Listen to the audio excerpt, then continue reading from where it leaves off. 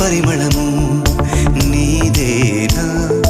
నాలో పరవశము నిజమేనా బొండు మల్లి పువ్వు కన్నా తేలికగు నీ సోకు రెండు కళ్ళు మూసుకున్నా లాగు మరి నీ వైపు సొగసును చూసి పాడగాయలా కనులకు మాట రాదుగా అలా వింతల్లోనూ కొత్త వింత నువ్వేనా ఆ అందం అంటే అచ్చంగాను నువ్వే